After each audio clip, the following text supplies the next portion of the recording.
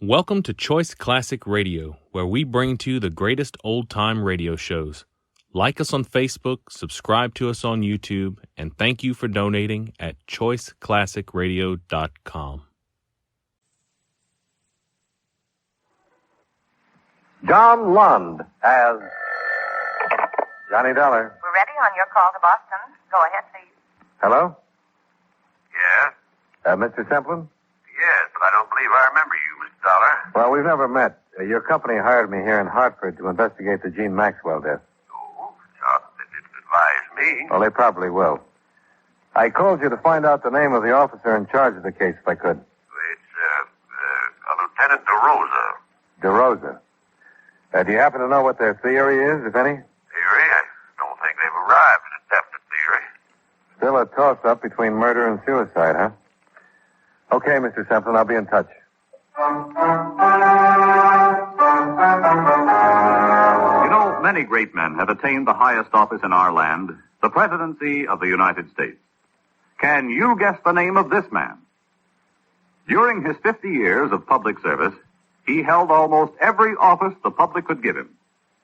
He was born in Virginia in 1758, and at the age of 18, when he left college to enter the Army, his formal schooling ended. As president, his cabinet boasted the names of such distinguished Americans as John Quincy Adams and John C. Calhoun. When he was reelected in 1820, he carried every state in the Union and won every electoral vote except one, which was cast for John Quincy Adams. If you don't have his name by now, here are two more clues. During his presidency, the first public high school was started, and the first steamship crossed the Atlantic. Who was he? James Monroe, 5th President of the United States. His life is part of your American heritage.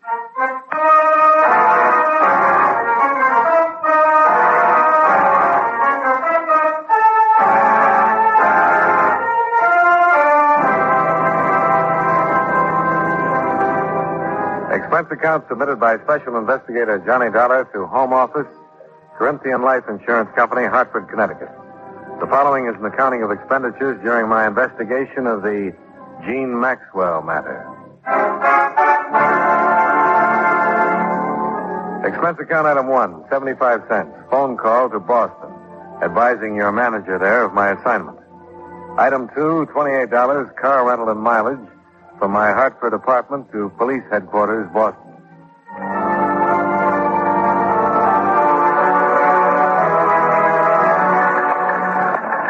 What's the matter, Dollar? Don't you trust me? Oh, sure I do, Lieutenant.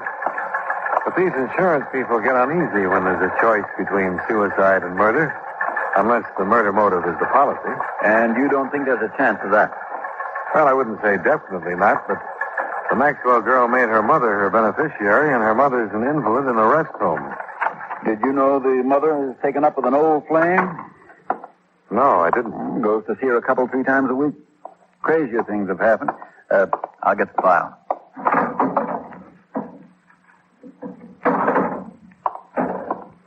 Sit down. Okay. This is all we've got so far, pending coroner's inquest and autopsy report. Here's a photo of where she was found. Huh. Shallow water. That's the bridge? Yes, she was lying right about there. But I don't think you have to worry about suicide, Dollar. As far as I'm concerned, it wasn't. Yeah, I'll buy that, too. I wouldn't say this bridge is a suicide type. Too low. Yes, and there's another thing. I've been on the force for more years than I like to count, and I've run into my share of suicide. I've never known a woman to do it this way without taking off her coat. Oh? Usually shoes, too. I've learned that part of a generally accepted pattern. The Maxwell girl didn't fit the pattern. Here's the way she looks. Coat on, belt still tied, shoes, and her purse is missing. We're dragging the stream for it. Mm-hmm. How old was she? 21. She was a beautiful girl. How much questioning have you done, Lieutenant? Not as much as we'll do after the inquest. When'll that be? Day after tomorrow. Do you want anything more here? No, thanks, Lieutenant. I'll check with you later.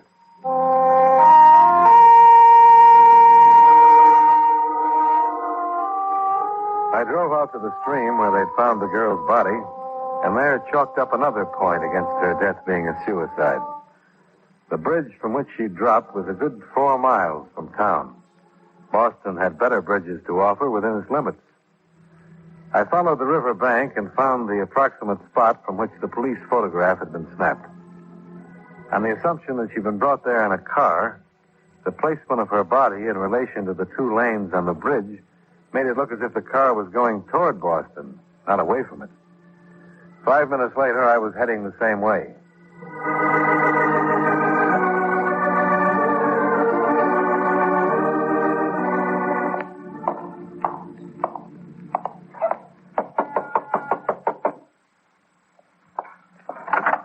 So?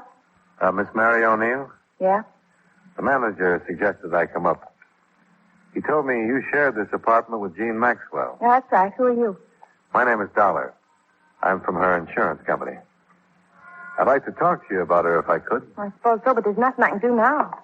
This is the biggest shock I ever had. I always said there'd be trouble, but I never thought she'd do anything like this. Maybe she didn't. What's that supposed to mean?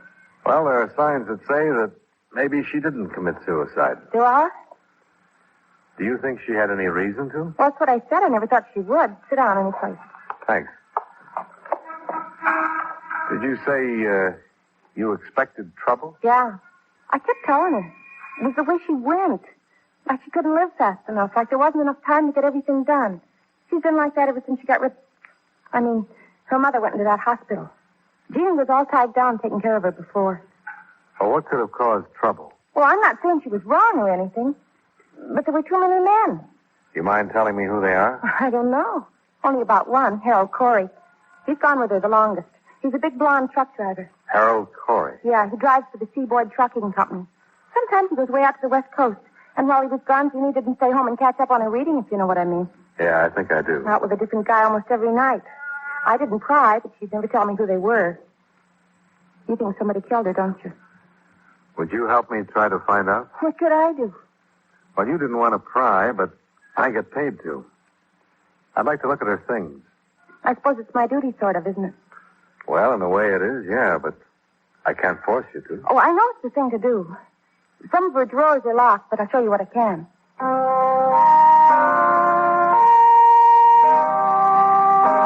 I started on the locked dresser drawers.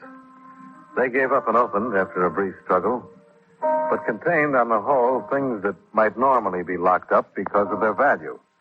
Imported perfumes, expensive lingerie, and some jewelry.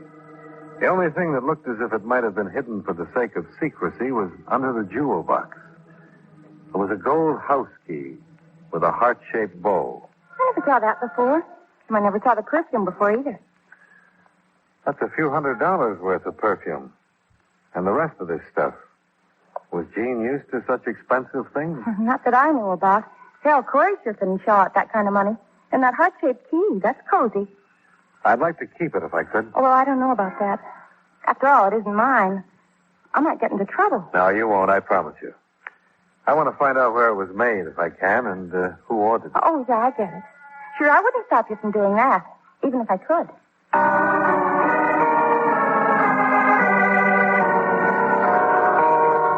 A phone call to the Seaboard Trucking Company gave me the information that Harold Corey was out on a run to Philadelphia, but was expected about 3 in the morning.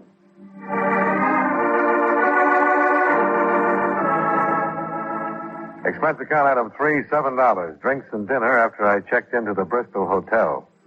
Item 4, 10 cents. Phone call to Jeanne Maxwell's employer.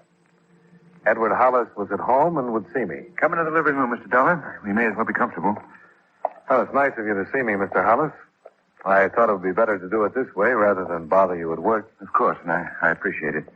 The atmosphere at the office has been very gloomy. This is Mrs. Hollis, Mr. Dollar. How do you do? Quite well, thank you. I didn't know the poor girl, but it's a dreadful thing. Yes, I'm afraid it is. I simply don't understand. A young girl like that with everything to live for. It may be even worse than that. Worse? How could it be worse? Well, it looks more and more as though her death was not a suicide. Mr. Dollar. I didn't mention it on the phone. The police think it was murder. So do I. I can't believe this. Why do you think that? You see, the police know how people commit suicide. On an average, all suicides do certain things. The Maxwell girl didn't do any of them. Well, this is a shock. I suppose I could be dragged into a courtroom along with everybody else who knew her. Beatrice, you run along upstairs. There's no reason for your going through this. All right, Edward. I think I'd rather. Good night, Mr. Dollar. Good night. I'm sorry, but couldn't be helped. Of course it couldn't. I understand. Please don't be long, Edward. I won't, dear. Could I fix you a drink, Mr. Dollar? No, thanks. I'll make this as fast as possible. I don't know how much you knew about Jeanne Maxwell's private life. Oh, I know nothing. I have a number of girls in the office. As long as they do their work well, I ask no questions. As a matter of fact, I have no right to. Sure. From what I've gathered, she was mixed up emotionally. She hadn't had much freedom because of an invalid mother she took care of. Oh, I didn't know that. When the mother went into a hospital, Jeanne began to make up for lost time. She led her friends to believe that she was friendly with a lot of men. But I don't believe that. Oh? I think it was one man. One with enough money to buy her expensive things. Perfumes, jewelry, even a gold key. Well, I have to admit that she was very beautiful. You say that she worked with a number of girls at your office. Yes, there were 11 of us. Well, out of those 11, did she have any close friends that you know of? Well, let's see. The Dyer girl, Grace, that is. They seem to be quite friendly. I couldn't be sure of any of the others. Oh, would you give me all their names then? I'd like to talk to them. Of course. Oh, perhaps it'd be better if you phoned me at the office in the morning. I could give you their addresses as well. All right, we'll do it that way. Well, thanks very much, Mr. Hollis. I'm sorry meeting you couldn't have been more pleasant.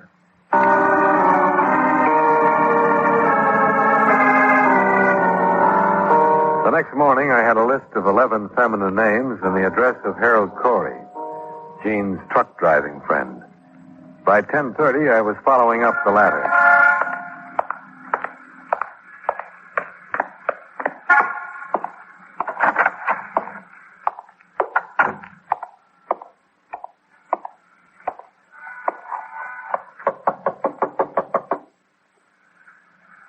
Come back later, will you? I can't see anybody now. I'm an investigator from Jeanne Maxwell's insurance company. I want to talk to you about her. Oh, wait a minute.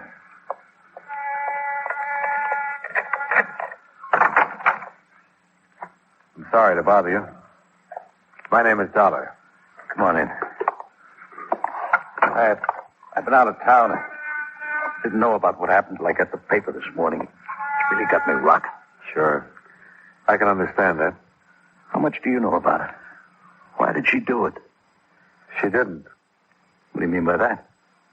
It's not suicide, it's murder. Murder? You knew her pretty well, didn't you? Yeah, pretty well. Did you buy gifts for her? Well, once in a while. Birthday, Christmas, times like that. What kind of gifts? What are you driving at? Can't you remember? Yeah, sure. Candy, handkerchiefs, things like that. I don't think I like your approach, mister. Now, calm down, Mr. Corey. I'm giving you a chance to rehearse before the police get at you. When did you see her last? Night before I left for Philadelphia. And when was that? 2 nights ago, Tuesday. Left at 5 Wednesday morning. She was found Wednesday morning. I know that. You're in a spot. Do you know that? You're telling me people think I killed her? Me? I loved her. I wanted to marry her. I'm sorry, friend. In this situation, that's a motive, not an alibi. Get out of here, will you? Get out and leave me alone. You're not helping yourself with this act. You're making it worse. Get out.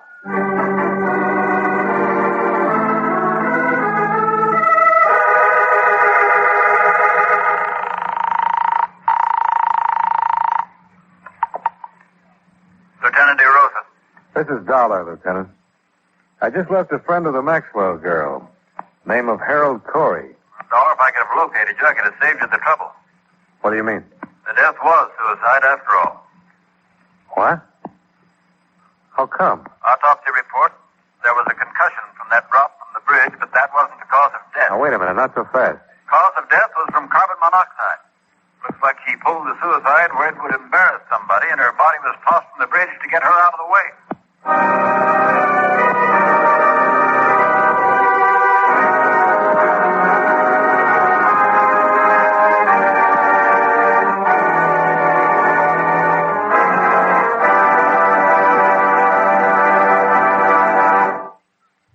Mind if I cut in to say something, fellows? It won't take too long, since a word to the wise is sufficient.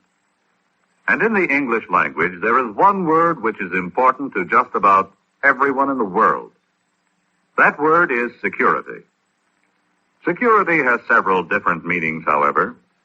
Usually, we think of it in connection with the protecting of our military installations and defense industries. But it means more than that. There is a security which applies to every man, woman, and child in America. The security which comes from being in good health, having a good education, and being well taken care of in case things get a little too tough to handle by oneself. This kind of security is the problem of the President's newest cabinet member, the Secretary of Health, Education, and Welfare. This department ties together the work of several governmental agencies. First, there is the United States Public Health Service, which strives to make certain that the general health of the people in our country is in the best of condition.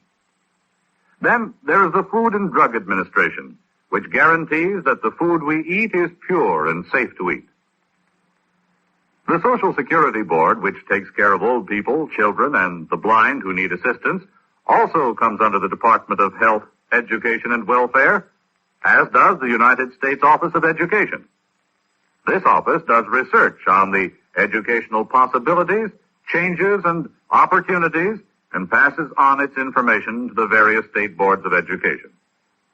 As you can see, the Department of Health, Education, and Welfare is one of the most important agencies in our government, assuring us, as it does, of a normal and healthy way of life.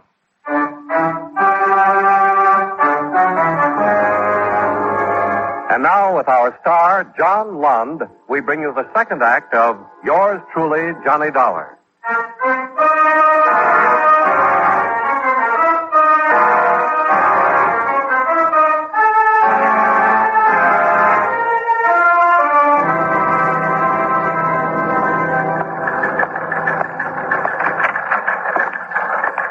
Oh, hi, Dollar.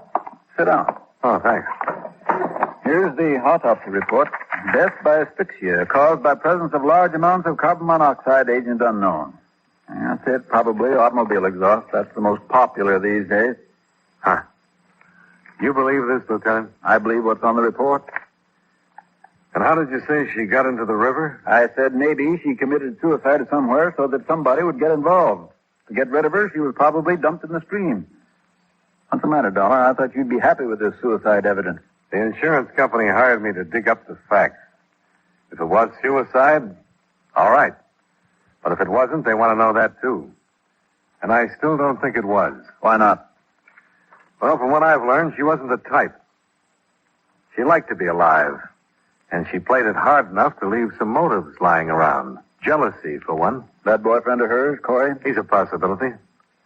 I talked to him, and for my money, he deserves checking. And then there's, this. What does this unlock? I wish I could tell you. But it was undoubtedly given to her by somebody. I'd like to know who. You think you could put a couple of men on it? Find out where it was made? All right, Dollar. I'll stick my neck out that far for you. I'm under orders, you know. I have to be assigned before I can investigate. Sure, I understand. But I'll take your story upstairs and see what the brass says. Let me know what else you find. I will. Oh, do you have the address of the old flame you mentioned? The mother's friend? Still like to settle for fraud, wouldn't you? The desk sergeant will give it to you. His name's Paul Anderson.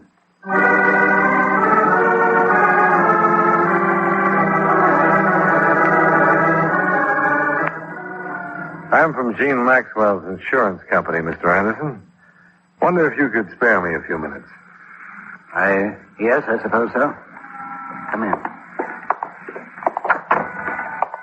You're the adjuster so soon? No, I'm an investigator. Oh. I didn't know she had a policy. No, she did. $25,000 to go to her mother. I see. But her death has been classed as suicide, which voids the policy. The 2-year self-destruction clause is still in effect. Now, that's a pity. Now, why do you say that? The least she could have done for poor Mildred. That's her mother? Yes, an extremely young mother. Who has almost ruined her life for that girl.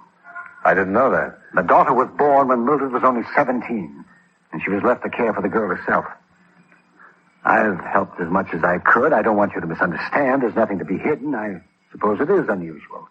I did meet Jeanne first. But when she took me to her home and I met her mother, I realized that Jeanne was, well, no more than a cheap little opportunist. The complete opposite from her mother. As I say, I suppose it is unusual. Oh, that doesn't make any difference. The point is that you dropped the girl in favor of her mother. Is that it? It wasn't the gross situation you evidently wish it had been. Now, look here, this has gone far enough. You've asked me these questions for only one reason, so that you can draw your own conclusions. You think I sent Mildred to the home to get her out of the way, now, don't you? Well, that is not the case. But you can think what you like, and go ask Mildred if you care to. No, I won't bother her. You know anything about a gold key that Jeanne had? A gold key? No, I don't know anything about a gold key. I've known very little about Jeanne at all these past months. So many people seem to know so little about her.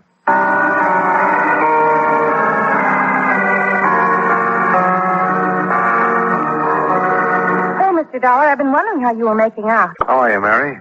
Have the police been here yet? No, and I'll be scared to death if they do come. I feel guilty the minute one looks at me. Oh, that's common enough. Have you remembered anything that could help? Not a thing, Mr. Dollar. And I hardly slept last night. It's creepy. With her room just like it was the last time she left it. I've got to either move out or get somebody else in there. Yeah. Mary, did Jeanne ever mention Paul Anderson to you? Anderson? No, I don't think so. Not that I can remember anyway. She was always kind of secret about things. She did talk to you about her mother, though. Oh, a little, yeah. About her being in the hospital. Anything about how she got there? No. Except I got the idea Jeanne thought it was wrong how much fun she was having without her mother to worry about. She never told you who was paying the bills? No, who was? This Anderson guy? Yeah. You're sure she never mentioned him?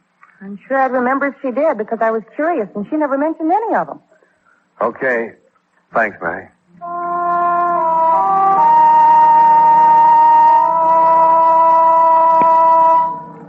I checked that night with 6 of the 11 girls who had worked, lunched, and chatted with Jeanne Maxwell. Their collective description was of a girl who listened to and enjoyed what other people said, but had little to offer herself. None of them knew anything about her private life.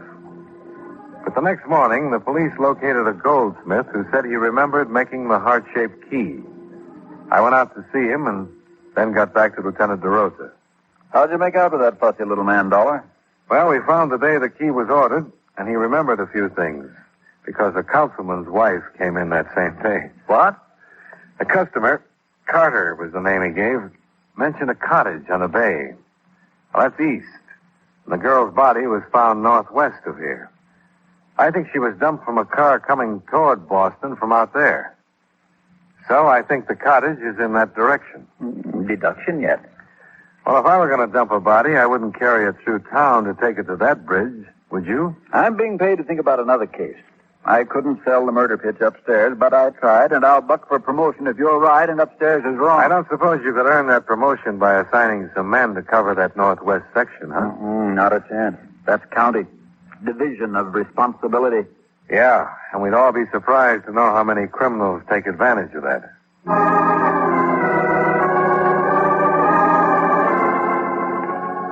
Expense account item 5, $35 mileage. Covering a 2.5-day canvass of real estate offices northwest of town. Object, a cottage probably rented prior to the month of June by a man possibly using the name J.E. Carter. It was a vague lead that meant morning to night legwork, but on the third afternoon it paid off. We don't rent much up here is why I remember. Now, she was a dark-haired girl, is that right? That's right. Mm-hmm. The Anson place out on Birch Road. Has anybody been there in the past few days? Not that I know about. They used to be there every 2 or 3 days, too. How was the rent paid, cash or check? By, a cashier's check. Or was it regular, a definite day of the month, I mean? And do you know the bank? Yes, I do. Between the 1st and 5th of each month since May, a check on the commercial bank. Thanks. Now, I'd like to ask one more favor. Would you take me out to the cottage? I certainly will. It's a police affair. I'm not the one to stand in the way.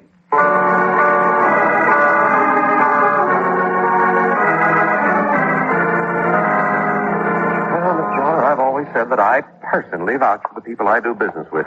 You never know, do you? That's a profound truth in any business. I'll certainly try to be more careful in the future. You want to go now? I think I've seen enough. Here, let me lock it. I want to see if this key fits. Huh? It did fit. Yeah, it did.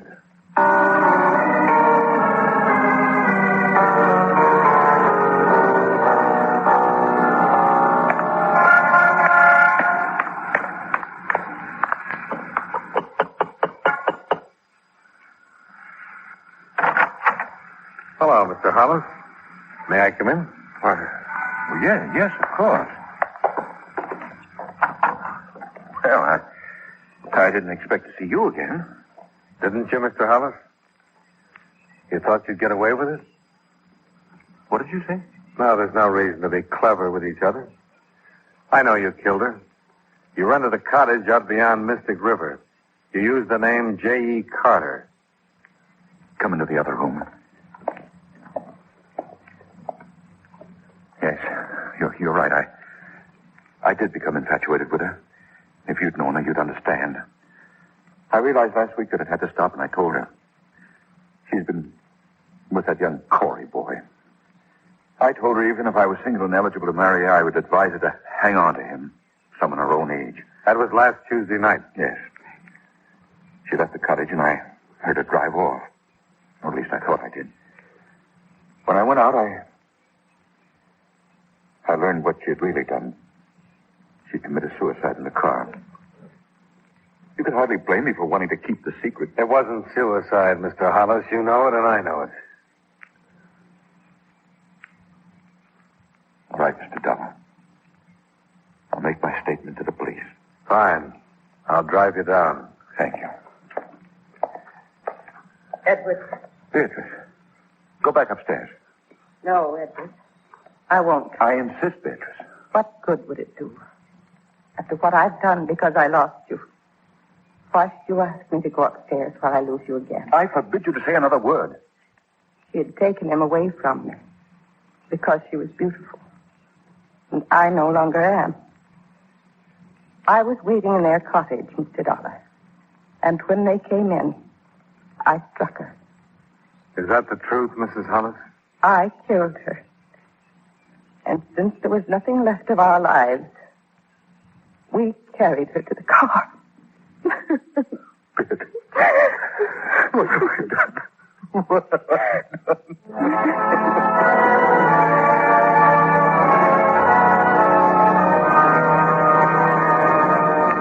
Expense account item 6, $110. Final bill for car rental. Item 7, $85, miscellaneous. Expense account total, $265.85. Remarks. I don't know what sticklers the Massachusetts courts of law are, but Jeanne Maxwell was not killed by the wronged wife. She was unconscious, but alive, when Hollis put her into the car trunk. She died there by carbon monoxide. Yours truly, Johnny Dollar.